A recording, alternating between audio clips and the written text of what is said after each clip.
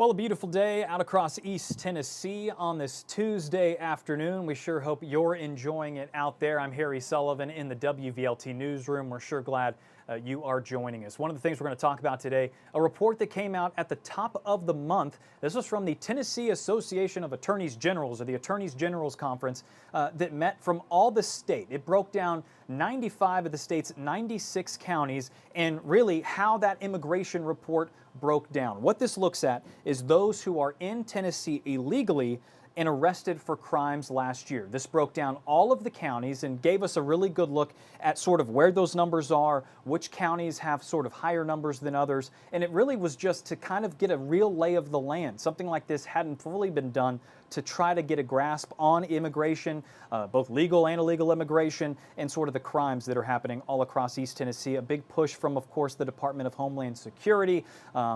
They were in Memphis. ICE was earlier this year, of course, in Minneapolis. But as we look at the state of Tennessee, that's the thing that we are very much focused on, and Governor Bill Lee requesting this report. One of the big things we saw out of here, 11,344 people last year in the state of Tennessee were suspected of being unlawfully present, who were arrested or convicted of crimes across Tennessee. Those individuals came from 119 countries, and we'll break down all of that coming up in just a little bit. In Nashville is something they've been really trying to get on top of this, at least to have some kind of control over what these numbers are.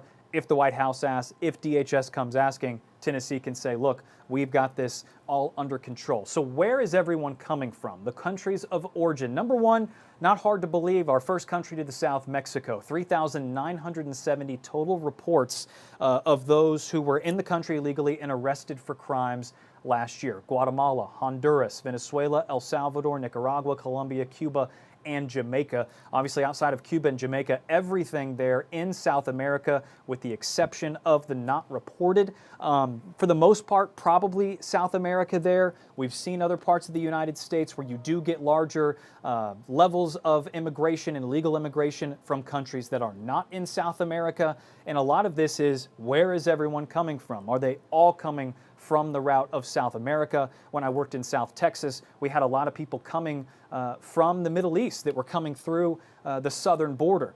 But can you figure out, are they coming from the north? Are they coming any other way, coming by boat? That's what they want to figure out. So there you see Cuba, Jamaica, probably coming that more boat route, probably coming the more Florida way, moving their way here. Guatemala, Honduras, Mexico. Are they coming I-35, making their way up I-40? And just kind of what's the lay of the land here? What countries find themselves with the most amount of people here in East Tennessee, Middle Tennessee, West Tennessee, simply all of the above.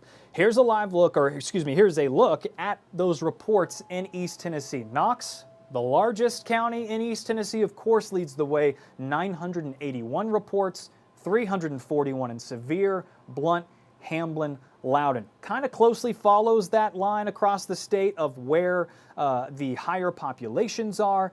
It also differs as well when you get to different places. Where's there more agricultural need? Where's there more maybe seasonal labor? But of course, Knoxville, large metropolitan area, you're going to have a higher concentration. That is for sure. Top 5 counties in the state as we start looking around that. Who else? Davidson County, Middle Tennessee, largest city, largest county in Nashville. Of course, you are going to have much higher numbers. I don't know that we truly expected to see how much higher it was at 2,477 of those total reports of those illegally in the country and arrested for crimes last year.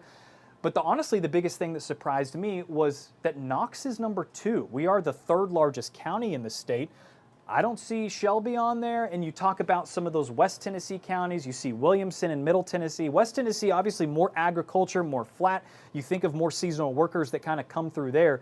Also, first on your track if you are coming to Tennessee from the Lone Star State or anywhere else. If you are traveling those highways, you're going to go through Arkansas before you get to Memphis, or if you're coming from the south and going up through Mississippi, going through Louisiana, things like that. But Davidson, far and above at 2,400 there. Wilson rounding out the bottom 5 of those numbers. Now, as we look at the immigration report, this is kind of the thing that a lot of people really wanted to get out of this is, okay, here's the numbers. We want to deal with that. What are the crimes being committed here? And I think that's a lot of what is dragged either on the right and the left, no matter what you think about the immigration situation in the United States and in the state of Tennessee. It's this sheet right here that has a lot of people talking.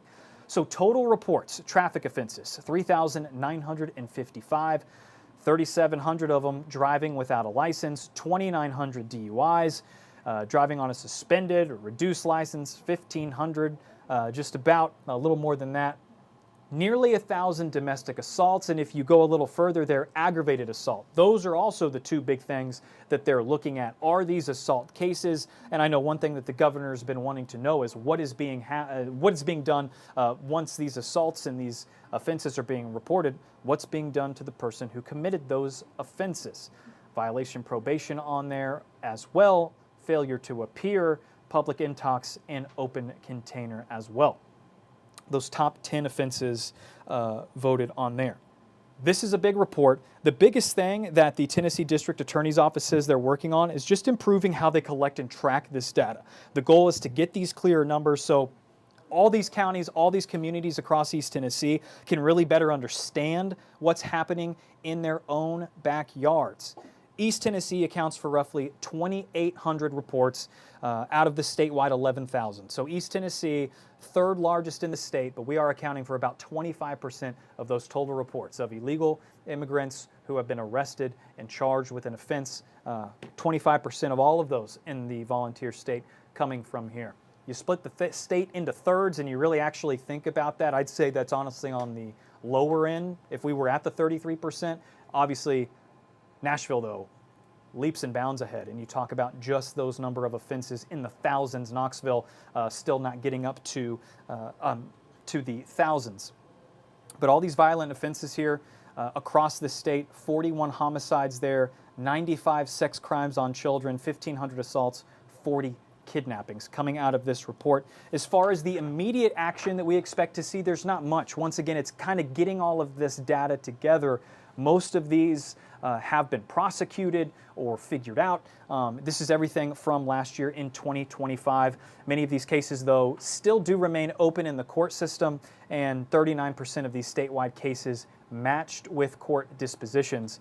Knox County alone has the second highest county count in the state of Tennessee. So this immigration report is something that's going to kind of be alive. It's going to keep improving. It's going to add a lot of different avenues to pursue things from a district attorney perspective, a county by county perspective of saying, how are we approaching this? Obviously, Middle Tennessee, they have to go, kind of take this, I don't know, really understand it, because they have a big issue on their hands with that amount of people, but they're dealing with so many more people than we are here in East Tennessee.